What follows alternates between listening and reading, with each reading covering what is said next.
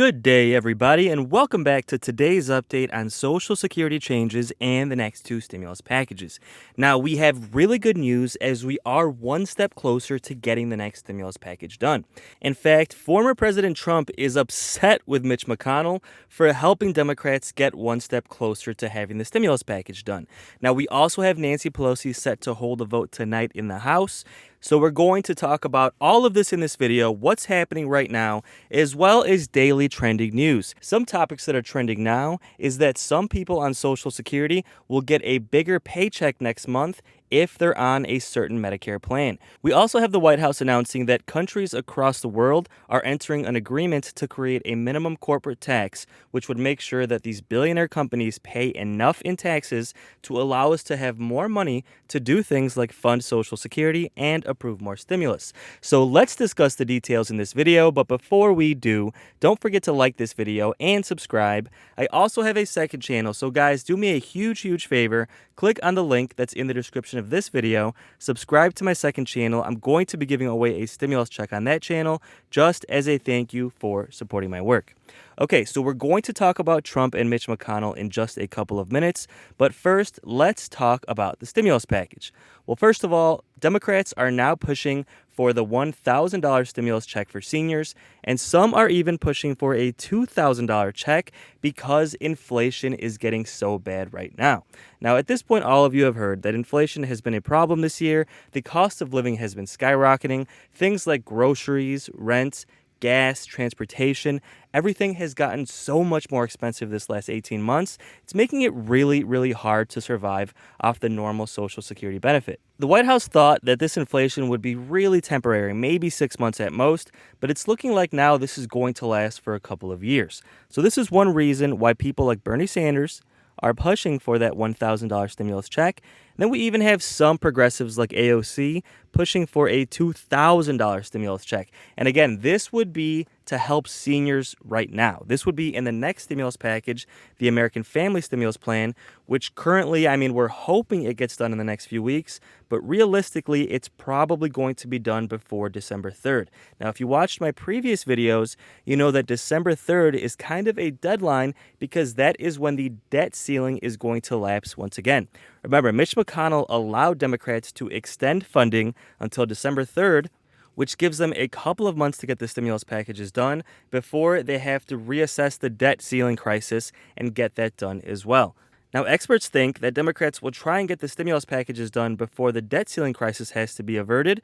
Now, in my previous videos, we've talked about the fact that Mitch McConnell wants Democrats to include the debt ceiling increase in the stimulus package. Democrats don't want to do that for various reasons, so their plan is to get the stimulus packages done before December 3rd, so that's completely set in stone. Then Mitch McConnell will have no choice but to really work with Democrats to get that debt ceiling increase done outside of the stimulus package. Now, as far as the actual stimulus package itself, are we going to get $1,000 checks for seniors? Are we going to get $2,000 checks for seniors? Now, what is happening with Joe Manchin and Kyrsten Sinema? Are we going to have a $3.5 trillion package? Or is Joe Manchin and Kyrsten Sinema going to get their way? Are they going to get their way and convince Democrats to do a smaller bill closer to around $2.5 trillion? Well, currently, it looks like both sides are still holding firm.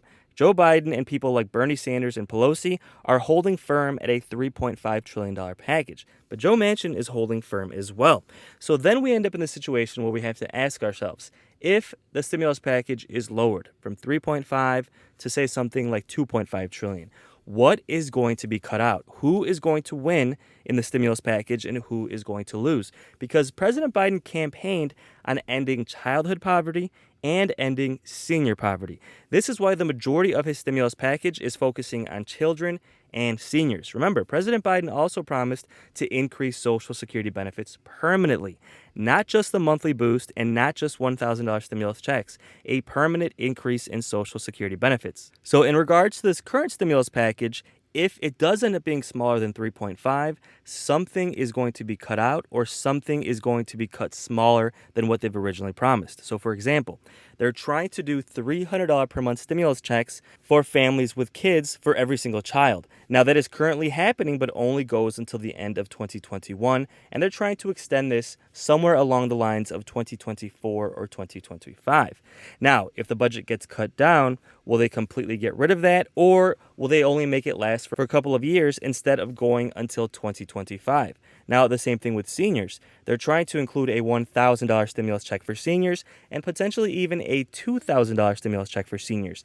Now, if the budget gets cut down to 2.5, are they going to be able to include that? So you see, we kind of have this balance where Democrats, if they lower the size of the package, might have to prioritize. Are they going to help children or are they going to help seniors? Now, of course, in my opinion, they should be doing both, and this stimulus package should be closer to $5 or $6 trillion like Bernie Sanders originally wanted to do. That would be enough money to give seniors the $2,000 stimulus check on top of a $200 per month stimulus, as well as permanently increasing Social Security benefits across the board. Now, guys, in my opinion, that is what Democrats should be doing, and let me know your thoughts in the comments below. I mean, let's be clear here. President Biden, on the campaign trail, promised to permanently increase Social Security benefits, and he also promised to do a stimulus check for seniors, which of course would also include SSI, SSDI, and VA benefits. Now, that still has not come to fruition, and one of the main reasons why President Biden won the campaign was because he got the senior vote. So if seniors voted for President Biden, he needs to keep his promises. Now, as far as senior benefits in this package, we have Bernie Sanders trying to include a $1,000 stimulus check. Then we have more liberals like AOC trying to make it a $2,000 stimulus check. And on top of that, we have the expansion of Medicare to cover dental, vision, and hearing benefits, as well as more funding for home health care to give seniors the care they need at home, and lowering prescription drug costs, and providing more funding for affordable housing, giving more Section 8 vouchers, and providing more houses that are actually affordable for seniors. Now, this is everything they want to include in this current stimulus package, the American Families Plan. Now, they have a lot they want to do for kids as well. Like I said, they want to do that $300 per month stimulus boost, and they also want to provide more funding for nutrition for children through SNAP benefits, as well as more tax credits for those who have to take care of children. Now, that tax credit would also apply for seniors. So if you have a senior in your family and you care for that person, that tax credit would be extended to that person as well. So it's going to be interesting now in this package. Do we get the full $3.5 trillion, or is Joe Manchin going to get his way and lower it to closer to 2.5? And if they do have to lower it, who is going to get the most stimulus? Will seniors get everything they've been promised, or will some of that be cut out and given to children? Now, guys, in my opinion, I think we truly need to take care of our seniors, our children, and are disabled. And I think pretty much everybody could agree with that. And in a time where we're giving tax cuts in the trillions of dollars to millionaires and billionaires, we should be able to take care of these people. And guys, let me know in the comments if you agree. Now, Trump is back in the news, guys, and I know we haven't talked about President Trump in quite a while, but he's doing a lot of rallies. Looks like he's definitely going to run in 2024. And you guys know that him and Mitch McConnell do not get along. You know, we all know the history there. Mitch McConnell basically said he never wants to talk to Trump again. And now with him planning on running again in 2024, that's going to be an issue for the Republican Party, because if Mitch McConnell, the Republican leader in the Senate, doesn't get along with potentially the president if he wins, that's going to be an issue for the Republican Party. And Trump is tearing into Mitch McConnell, going wild, because Mitch McConnell is essentially helping Democrats approve the next stimulus package. Let's quickly recap what happened last week. Now, the debt ceiling crisis has been an issue for the last couple of weeks, and that's been slowing down negotiations on stimulus. Now, technically, the debt ceiling crisis was going to hit around October 18th. But then Mitch McConnell allowed Democrats to extend it until December 3rd, and the House is set to fully approve that tonight when Nancy Pelosi brings it to a vote in the House. Now, this is why Trump is really going wild on Mitch McConnell. He is saying that Mitch McConnell is essentially helping Democrats approve more stimulus because by allowing them to extend the debt ceiling, it gives them more time to approve the stimulus package and then address the debt ceiling crisis later. Trump is basically saying that Mitch McConnell and Republicans should be doing absolutely nothing to help Democrats get this done. Now, guys, let me know your thoughts on this in the comments. Do you think Mitch McConnell did the right thing by giving Democrats a little more time to approve more stimulus? Or do you agree with former President Trump that he shouldn't be doing this and he should be making everything more and more difficult for Democrats? Let me know your thoughts on that in the comments below. Now, in any case, this bodes well for stimulus because it allows Democrats to focus on the stimulus package, get that done, and then address the debt ceiling crisis with Republicans after the stimulus package is done. Now, the only other option if Mitch McConnell hadn't helped them would have been Democrats would have had to have quickly tried to do the stimulus package in about a week because they would have had to have included the debt ceiling increase in the stimulus package. And guys, a week would not be enough to get the stimulus package done, and a lot of things would not have made it into that package. So this extension technically is good for stimulus. Now, Nancy Pelosi is set to hold a vote tonight in the House to get that debt ceiling extension fully approved, giving them about another 6 weeks to get the stimulus package done. And Nancy Pelosi is actually rumored to be retiring at the end of this term. Guys, let me know in the comments, do you like Pelosi or would you be happy to see her retire? I see two sides of the coin here because on the one side, Nancy Pelosi tends to make negotiations more difficult. Now, on the other side, she does tend to lean to try and approve more stimulus. So, I really see both sides, but guys, let me know in the comments if you like Pelosi and if you would actually like to see her retired. Now, the question is, if she retired, who would replace her? Because quite frankly, Nancy Pelosi has really been aligning herself with progressive Democrats who do want to approve more stimulus. So it would be interesting to see, would the new Speaker of the House be progressive like kind of Nancy Pelosi tends to be, or be a little more moderate or conservative and not really want to approve more stimulus? See, currently, we're kind of in a good situation when it comes to stimulus because we have Nancy Pelosi as Speaker of the House, who is a strong supporter of passing more stimulus checks. Then in the Senate, we have Chuck Schumer, who is also the Senate Majority Leader and is a strong supporter of stimulus as well. Then we have Bernie Sanders, who is the chair of the Budget Committee, who is in charge of writing the majority of the stimulus package.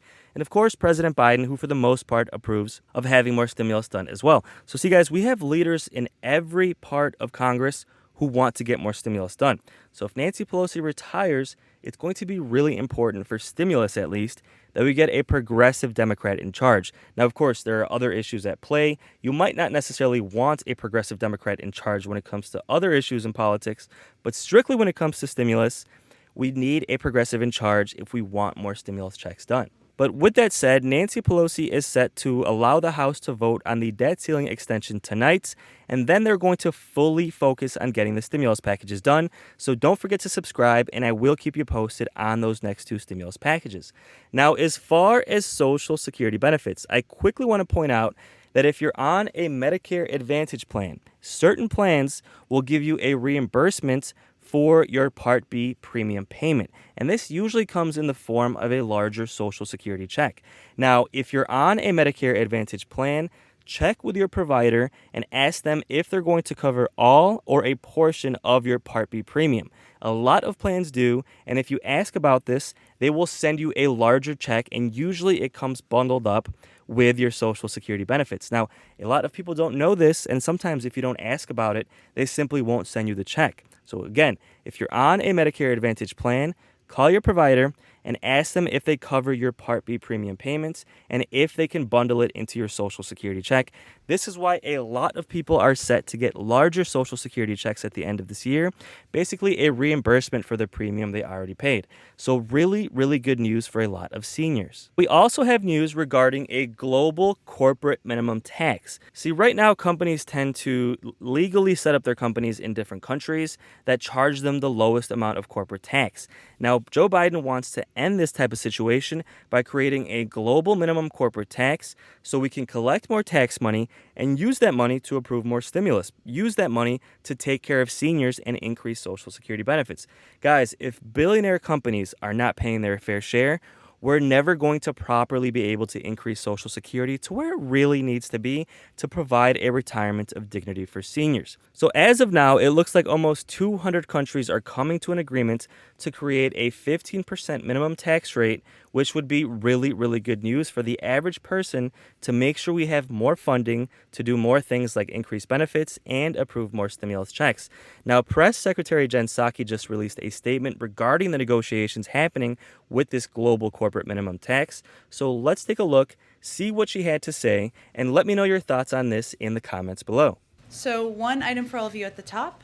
Today's OECD agreement shows how American leadership and diplomacy can advance the economic interests of American working families. A global minimum tax of 15%, up from 0% today, will finally even the playing field for American workers and taxpayers. President Biden, Secretary Yellen, and the entire administration worked overtime to rally more than 130 countries, representing more than 90% of the world's GDP, to ensure that profitable corporations pay their fair share and provide governments with the resources to invest in their workers and economies. The President's Build Back Better agenda, now being considered by Congress, will build on this agreement. It will eliminate incentives to shift jobs and profits abroad and ensure that multinational corporations pay their fair share here at home. The international agreement is proof that the rest of the world agrees that corporations can and should do more to help build back better. I understand you're all looking for a week ahead. We will have one, I promise, in the later days of this weekend, and we'll provide that to all of you as soon as we have it. And last item, I know we talk about serious things in here, but we have one fun thing today. Chris is getting married in a week, so you won't see him for 2 weeks, and nobody can call him or bother him for 2 weeks. Bother me, Corrine, Chris. And just to embarrass him a little bit, I got him a little special sash to wear, just for the briefing, because everybody should know that Chris is marrying up, as many people do. You can put it on yourself, and also a pin. Also a pin. I'll let Andrew or someone else put on you. But really, we just wanted to congratulate Chris, celebrate him. Most important decision you make is the person you choose to be your partner. Glad you have your mask on. Exactly. Okay. With that, Amr. I don't know how I talk about it. You tell me. Give him advice. I'll try to ask a question. Can you confirm that the White House is authorizing the National Archives to turn over documents covering all communications related to Trump's activities on January 6th? The administration takes the events of January 6th incredibly seriously, as the president said on its 6-month anniversary. That day posed an existential crisis and a test of whether our democracy could survive. It was in many respects a unique attack on the foundations of our democracy. The president's dedicated to ensuring that something like that could never happen again, which is why the administration is cooperating with ongoing investigations, including the January 6th Select Committee, to bring to light what happened. As a part of this process, the president has determined that an assertion of executive privilege is not warranted for the first set of documents from the Trump White House that have been provided to us by the National Archives. As we've said previously, range of factors in our assessment. One is people are still fearful of COVID and what it will be like in workplaces and ensuring their own safety. There are still challenges as it relates to child care, elder about. So we're going to continue to pursue these discussions and negotiations. The president is confident we're going to get this done at this point, but I know that recognizing today as Indigenous Peoples Day is something that the president felt strongly about personally. He's happy to be the first president to celebrate and to make it the history moving forward. Go ahead. Thanks, Jen. I want to ask you about the jobs numbers. One of the things that the jobs numbers showed is that there are more jobs available, a historic number of jobs available compared to how many people are actually seeking jobs. Yeah. Why do you think there are so many people who are still reluctant to re-enter the workforce? There's a range of factors in our assessment. One is people are still fearful of COVID. And what it will be like in workplaces and ensuring their own safety. There are still challenges as it relates to child care, elder care, the costs of those, and being able to afford it, and also the availability, which is something we've seen a shortage of in many communities. And we'd also have seen that the pandemic, while it's been incredibly challenging on many, many levels, it's also prompted many people to rethink what their careers might look like and what careers they may pursue. So you're right, there are an enormous number of jobs that are still available out there in the workforce, and we believe those are the range of factors that are attributed to that. And then I was wondering if you could give us an update on the negotiations with Senators Manchin and Sinema. Democrats are expressing more and more public frustration with the two of them, arguing that they're not moving off of their positions. Are the two of them providing more concessions in private than they appear to be in public? And is the president getting frustrated? Well, we don't have the luxury of being frustrated. This is a process. The president of all people recognizes that the process can take some time. There can be ups and downs in the process, and he feels that we're continuing to make progress, that both Senator Manchin and Senator Sinema are negotiating in good faith, that there is a recognition that not only do some people have to come down from their expectations of what might be in a package, but some others have to come up. That's what compromise is all about. So we're going to continue to pursue these discussions and negotiations. The president is confident we're going to get this done. Go ahead. Thank you. First, on the economy, there are 500,000 containers floating off the California coast with nowhere to go. Major issues in the global supply chain right now. The vice president warned that this could happen in August. So why wasn't more done to prepare? For the global supply chain issues? Yeah, she was talking in August about if you want to have your Christmas toys for your children, now might be the time to start buying them because the delays could be many, many months. I asked that because we've been talking about the issues in the global supply chain since January. And the president has not only put in place a task force, but we have taken a range of steps to work to address. Now, it's not just about ensuring that we are having different companies speak to each other. We've certainly done that. We've been a forum for hosting different industry leaders to see what we can reduce in terms of red tape in the process. One of the biggest issues in the global supply chain is also COVID, and the fact that COVID continues to be a threat to supply chains that are happening globally. So we've also worked to be by far and away the largest provider of vaccines, know-how, manufacturing capacity to the world. So we've not only been talking about this since January, we've been working to put in place a range of steps to help address the challenges in the supply chain.